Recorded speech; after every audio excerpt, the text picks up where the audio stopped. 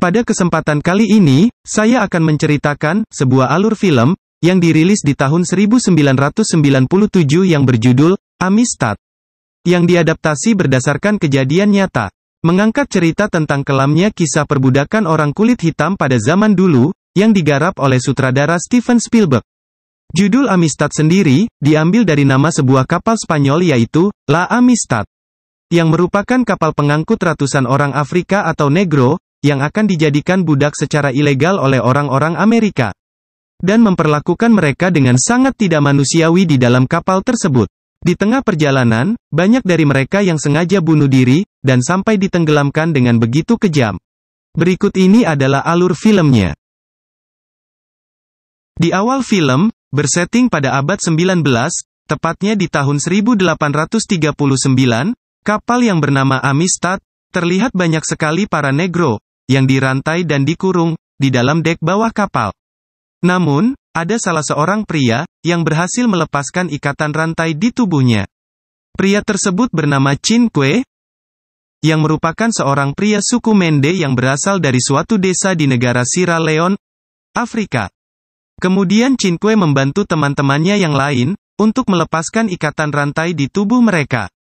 Sebelum fajar menyingsing, dengan hujan yang begitu lebat, para negro melakukan pemberontakan, mereka diam-diam menyelinap ke dek utama kapal, di mana mereka membunuh beberapa awak kapal, dan mengambil alih persenjataan mereka. Karena para negro tak berpengalaman dalam melakukan navigasi pelayaran, mereka menyandera dua navigator yaitu Ruiz dan Montes, dengan merantai dan menodongkan senjata kepada mereka berdua. Para negro meminta kepada Ruiz dan Montes untuk berlayar kembali ke Sierra Leone. Sesekali Cinque melihat ada yang aneh dengan arah pelayaran mereka, namun, karena keterbatasan bahasa dalam berkomunikasi dengan Ruiz dan Montes, Cinque dan para negro lainnya hanya bisa bergantung kepada kedua navigator tersebut, dengan memberikan todongan pisau dan pistol, untuk mencegah mereka melakukan penipuan. Di tengah pelayaran, pada malam hari, mereka berpapasan dengan kapal orang kulit putih, mereka pun mematikan semua lampu. Ruiz dan Montes berencana untuk meminta tolong, namun, berhasil dicegah oleh Cinque. Karena pelayaran yang begitu lama, kapal mereka pun kehabisan pasokan bahan makanan dan minuman. Namun, tidak lama kemudian, mereka berhasil menemukan daratan. Cinque dan beberapa temannya pun menaiki sekoci, untuk singgah ke daratan tersebut, untuk mengambil air minum di danau. Ketika mereka kembali, mereka dikejutkan dengan datangnya kapal berbendera Amerika Serikat, yang ternyata, kapal tersebut merupakan kapal Angkatan Laut Amerika Serikat. Terlihat di situ, Ruiz dan Montes, berteriak meminta pertolongan. Cinque pun mencoba kabur keluar dari sekoci, dan berenang sejauh mungkin, dengan sekuat tenaga. Namun, lama-kelamaan, dia tidak kuat berenang, dan berakhir dengan menyerahkan dirinya untuk ditangkap, oleh para Angkatan Laut tersebut. Dan membawa mereka, lalu menahan mereka, di dalam penjara di negara bagian Connecticut, Amerika Serikat. Di mana, saat itu masih menjadi negara bagian, yang melegalkan perbudakan. Terlihat wajah takut, dan sedih, ketika mereka diborgol dan dirantai kembali di dalam sel yang sempit, selagi menunggu kasus mereka disidangkan di pengadilan Amerika Serikat. Sementara itu, di kerajaan Spanyol, Ratu Isabella II, mengklaim bahwa, orang Afrika yang ada di kapal Amistad, adalah budak milik Spanyol, yang telah disepakati melalui perjanjian dengan Amerika Serikat. Kerajaan Spanyol kemudian memerintahkan, kepada Sekretaris Negara Amerika Serikat, John Forsyth, untuk memberitahukan, kepada Presiden Amerika pada saat itu, Martin Van Buren, agar menggugat para negro tersebut. Presiden Van Buren awalnya menganggap tidak penting kasus tersebut, mengingat di Amerika, ada 4 juta orang budak kulit hitam. Daripada hanya mengurus kasus 44 budak tersebut. Namun, karena ia sedang berkampanye, untuk pemilihan ulang, ia pun bersedia, agar mendapatkan dukungan dari masyarakat. Hari, untuk mereka diadili pun tiba. Mereka dibawa, dan digotong ke pengadilan, dengan tubuh yang dirantai. Di pengadilan, jaksa penuntut umum, yaitu Hollaberg, membacakan tuntutan tentang adanya penculikan, dan pembunuhan di kapal Amistad, kepada Hakim Andrew Johnson. Di kubu pembela, yaitu Lewis Tappan, dan Theodore Johnson, adalah pengacara hukum para negro tersebut, sekaligus aktivis anti perbudakan di Amerika Serikat. Mereka menginginkan adanya kebebasan bagi orang Afrika yang diperbudak di kapal Amistad. Dari kubu lawan, terdapat 3 kelompok yang mengklaim kepemilikan para negro tersebut. Kelompok pertama, yaitu Menteri Sekretaris Negara, John Forsyth, yang datang untuk mewakili Presiden Amerika Serikat, yang mengklaim adanya kepemilikan kerajaan Spanyol atas para negro tersebut, berdasarkan perjanjian laut lepas, yang telah disepakati antara Amerika Serikat dan Spanyol pada tahun 1795. Kelompok yang kedua, yaitu merupakan 2 orang tentara Angkatan Laut Amerika Serikat, Richard dan Louis, yang mengaku telah menyelamatkan para negro tersebut dari kapal yang terdampar di lautan. Mereka juga mengklaim kepemilikan para negro tersebut. Dan kelompok yang ketiga, yaitu pemilik kapal Amistad itu sendiri, dengan menyertakan bukti surat-surat pembelian para negro tersebut di Havana, Kuba. Dan membawa saksi 2 awak kapalnya yang selamat, yaitu Ruiz dan Montes, di pengadilan. Kedatangan mereka membuat keributan dan kepanikan bagi para negro tersebut. Setelah pengadilan pertama selesai, seorang pengacara muda yang bernama Baldwin menunggu Tapan untuk keluar ketika sidang selesai. Untuk menawarkan diri, membantu Tuan Tapan dalam menyelesaikan kasus tersebut. Awalnya Tapan menolaknya, namun pada akhirnya ia memberikan kesempatan dan kepercayaan kepada Baldwin untuk membantu mereka memenangkan kasus tersebut. Judson dan Tapan kemudian meminta kepada mantan Presiden Amerika Serikat, John Quincy Adams, yang pada masa jabatannya dulu sangat menentang adanya perbudakan. Namun tanpa memberikan alasan, bapak mantan presiden tersebut menolak tawaran mereka. Baldwin, Judson, dan Tapan kemudian berkunjung ke penjara para negro untuk mencoba mengulik informasi tentang mereka. Namun, karena permasalahan bahasa dan berkomunikasi, mereka pun tidak mendapatkan informasi apapun. Di pengadilan hari kedua, Baldwin memperlihatkan kepada hakim secara langsung kalau para negro tersebut sama sekali tidak merespon perintah-perintah dasar dalam bahasa Inggris, yang seharusnya, jika memang mereka dijadikan budak di Kuba, mereka sudah mengerti perintah-perintah dasar tersebut, seperti berdiri, dan membuka mulut. Namun, dari kubu pemilik kapal Amistad, mereka menyangkal dan memperkuat bukti, dengan menyertakan dokumen-dokumen resmi pembelian negro tersebut di Kuba. Suatu hari, Baldwin menemui Cinque, untuk menanyakan tempat ia berasal, dengan menggambarkan ilustrasi peta di tanah.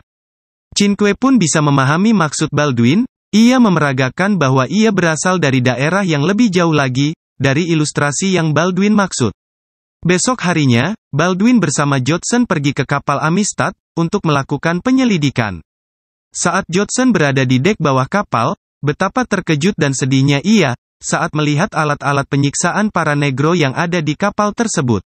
Kemudian Baldwin menemukan dokumen yang berisi muatan-muatan kapal yang terselip di suatu papan.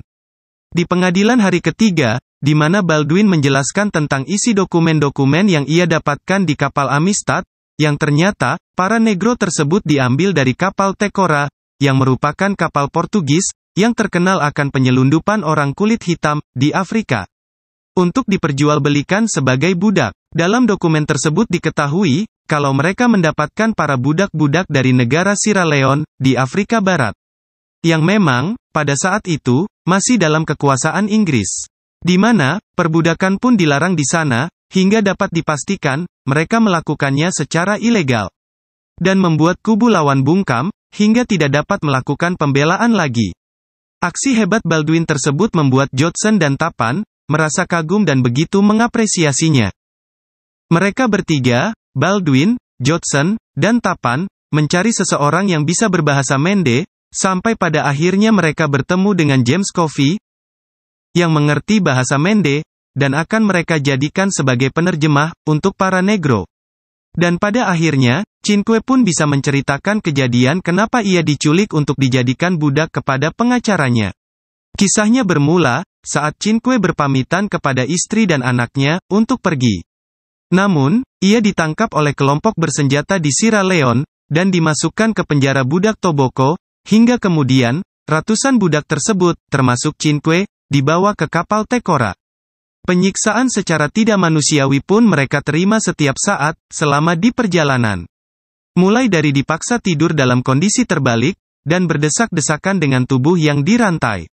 Dicambuk secara brutal, bahkan ada yang sampai tewas karena dicambuk, dan ada juga yang saking takutnya, seorang ibu, pasrah mengakhiri hidupnya, dengan menceburkan tubuhnya ke laut, dalam keadaan dirantai, bersama bayinya. Dan yang paling mengerikan, saat mereka menenggelamkan dengan paksa para budak-budak, dengan mengaitkan rantai di tubuh mereka, ke batu besar sebagai pemberat, dan menceburkan batu tersebut, hingga mereka pun tenggelam ke dasar lautan Samudra Atlantik yang dalam.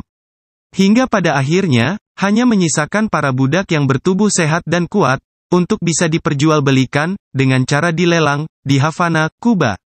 Kemudian, sebagian dari mereka yang terjual, dibawa ke kapal Amistad, untuk berangkat ke Amerika Serikat, termasuk Cinque. Dan cerita Cinque pun, dibawa ke pengadilan di hari keempat. Namun, hakim penuntut umum menganggap, ceritanya bisa saja karangan Cinque belaka, karena tidak ada bukti. Dan beberapa alasan-alasan penolakan lainnya. Di keesokan harinya, tiba hari di mana mereka mendengarkan keputusan pengadilan, yang menyatakan bahwa, hakim pengadilan tingkat pertama memutuskan, bahwa para negro tersebut harus dibebaskan.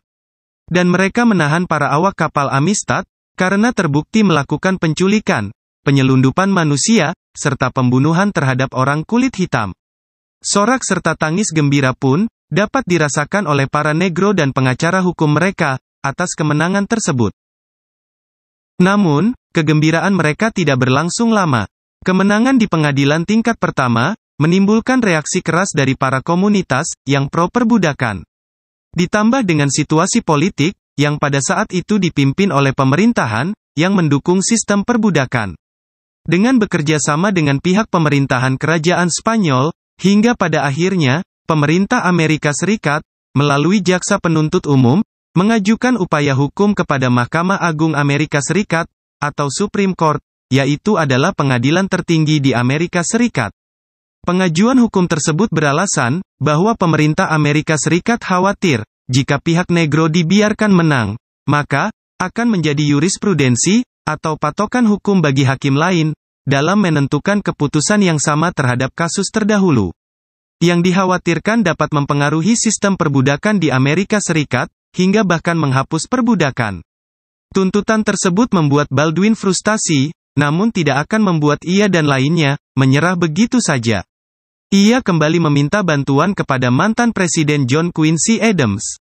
Awalnya ia menolak, namun, setelah dikirimi surat oleh Baldwin, akhirnya mantan Presiden Adams bersedia untuk membantu. Presiden Adams memberikan beberapa saran, dan nasihat-nasihat hukum kepada Baldwin dan lainnya, dan juga memberikan motivasi kepada Cinque. Di pengadilan Mahkamah Agung, sekali lagi kepiawaian ketiga pengacara para negro, pada tingkat Mahkamah Agung, membuahkan kemenangan. Dan tidak kalah penting adalah, keterlibatan mantan Presiden Amerika Serikat, John Quincy Adams, yang turut ikut serta mendampingi, sebagai kuasa hukum para negro. Perjuangan menghapus perbudakan, merupakan perjuangan berat, di bidang hak asasi manusia.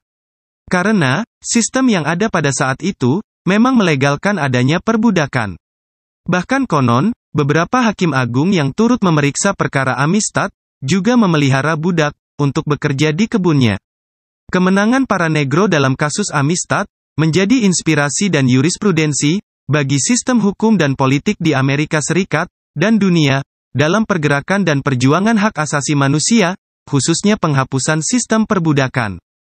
Hingga pada akhirnya, penjara budak Lomboko di Sierra Leone, yang merupakan tempat pengiriman ribuan budak, berhasil dihancurkan tentara Inggris dan Amerika Serikat. Dan Cinque beserta teman-temannya pun, dikembalikan lagi ke tempat asal mereka, di Afrika. Cinque kembali ke desanya di negara Sierra Leone, yang pada saat itu, tengah dalam keadaan perang saudara, desanya hancur, dan keluarganya menghilang, diyakini bahwa mereka telah dijual sebagai budak. Dan film pun, selesai. Mungkin cukup sekian untuk video pada hari ini. Semoga kalian terhibur, dan bisa mendapatkan pelajaran dari film tersebut. Sampai jumpa di video selanjutnya.